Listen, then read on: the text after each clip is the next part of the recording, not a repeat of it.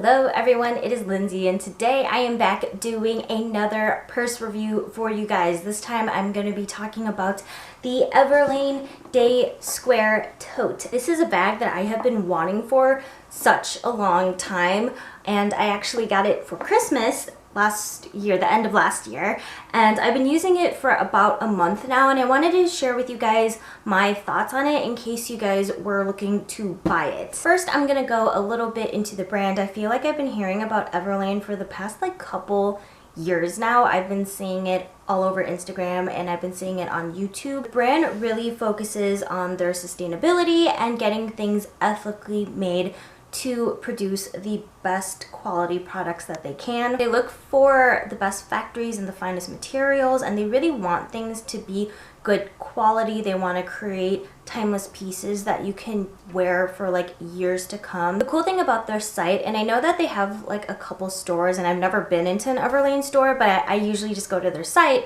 The cool thing about their site is that they actually show the breakdown of the cost from materials to labor to transportation costs. They show that breakdown so you know what is going into that item being made. They actually don't really have the traditional markup. So if you see on their site, they'll have how much this bag cost and then the traditional retail markup. Not like a lot of designers and brands nowadays. You're kind of paying for the designer label, but sometimes the quality isn't really that good. The good thing about Everlane is that they are higher quality, but it's just not as expensive as designers are. So moving on to the actual cost of the bag. So the bag itself is about $165. The traditional retail markup is about $385 for tax, and I'm sure taxes are different depending on where you live. Tax for me would be about $17, and the shipping cost would be about $5. So the total cost of the bag, excluding the traditional retail markup, because that's just showing you how much this bag would have been when retailers mark it up super high.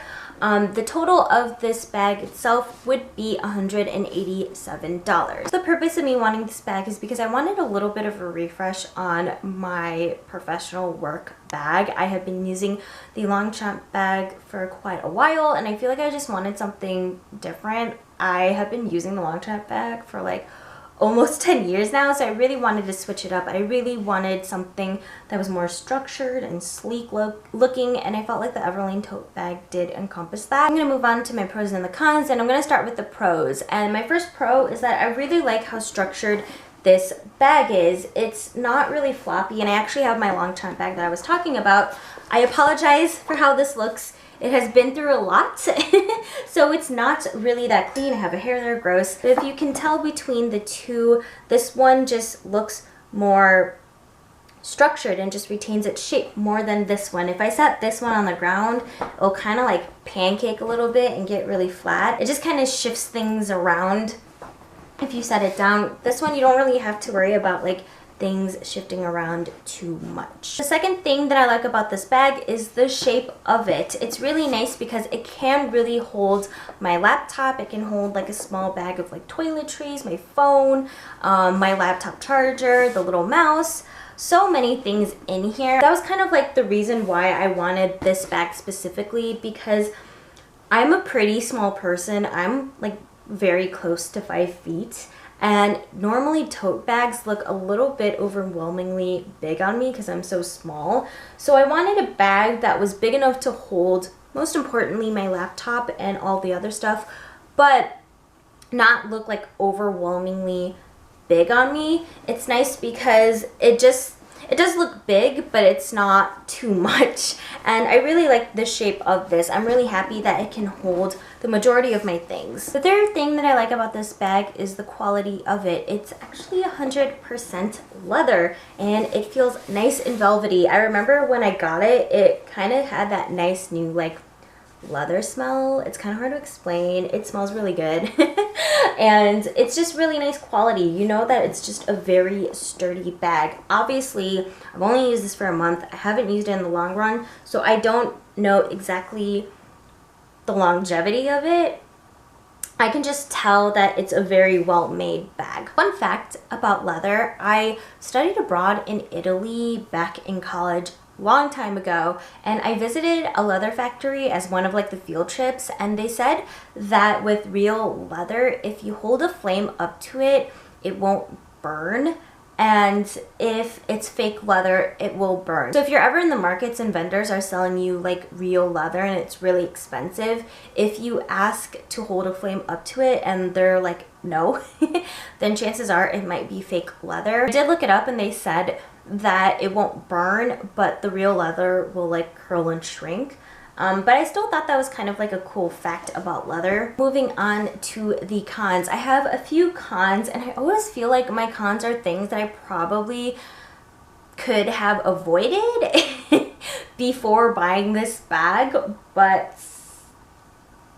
oh well. The first one is actually the shape of the bag. I do love the shape. I know I said that in my pros. One of the cons is that I actually thought that this would be a little bit bigger of a bag. Now it can comfortably hold like my laptop, that's the most important, bag of toiletries, all that stuff I mentioned, but I feel like if you had a laptop that didn't have a case, you won't really see it, like it won't really stick out. But I do carry my laptop in its own little, not like a case that sticks onto the laptop, but a case that like is zippered, like a laptop pouch. I carry it in a laptop pouch and it makes it a little bit bigger, so when I do put my laptop in this bag, the top of it kind of sticks out, which is a little annoying to me. Since it's so structured, you can't really cram like a lot of stuff in here. Like you can put a lot of things, but you can't put too much, because if you start to put too much in here, it'll start to kind of like stick out at the sides. That was something that I did notice. It's not like the biggest deal in the world, but that was something that I was kind of like when I first saw it. The second con that I have for this bag is something I probably could have avoided ahead of time before like wanting to get it, but it's that it doesn't have a zipper at the top of this bag. And to be honest, I wasn't sure how I'd feel about not having a zipper. I was actually just more concerned about the shape because I really did want something structured. But when I was looking at other tote bags ahead of time just to compare, I felt like structured tote bags didn't have zippers at the top, and then the floppy ones had zippers. Like I don't know if the zipper has something to do with how structured or floppy it has, or how floppy the bag is, but regardless, I don't like how it doesn't have a zipper. It can get annoying because I drive to work, so normally I have to set my tote bag on the floor of the car. No matter what, like if I stop at a stoplight, the bag will always fall down and things will get everywhere, and it's really annoying that it just like shifts everything inside my bag. But that's something that I kind of don't like, especially if it will like rain or snow. If you don't have like a cover protecting the bag, the stuff inside will get wet. So that's something to keep in mind if you are interested in this bag. The last con that I have for this bag is something that I didn't realize before getting it, and it's that the straps are wider. And the reason why this kind of bothers me is because I feel like I have a tough time keeping it on my shoulders. I feel like it always kind of just like slips off. And I will say that it's winter time in Chicago right now, so I always have to wear like a bigger jacket or a bigger coat, and I don't know if it's just like kind of too much and it just makes it easier to slide off. But regardless, I feel like it just always slips off my shoulder. The Longchamp bag, the handles on this are thinner and they're like folded together and sewn, and I felt like it made it easier to sit on my shoulders and didn't fall off as often. This one is always slipping off my shoulders and it's kind of annoying. I always kind of have to like carry it on my elbow, around my elbow, and especially since I have like a laptop in here and a bunch of other stuff, it gets really heavy if I'm carrying it over here, or if I'm just like holding it like this. I kind of wish I can just comfortably rest it on my shoulders. Alrighty, so that was it for my pros and cons. And do I regret wanting and getting this bag? Yes and no. The reason why I say no is because overall I really do like how this bag looks. I felt like this was a perfect shape for me. I think just the quality of it looks really nice, and obviously I kind of have to see in the long run how well this will hold up, but I do think that this is a nice quality. I know I'm going to be using it for years to come, but it is just a very good quality bag that looks very sleek and modern, and that's just kind of the look that I am looking for when it's coming to tote bags for work. The reason why I say yes is because, again, I could have avoided this before buying this bag, but I wanted to see how I'd actually feel when I had a bag like this.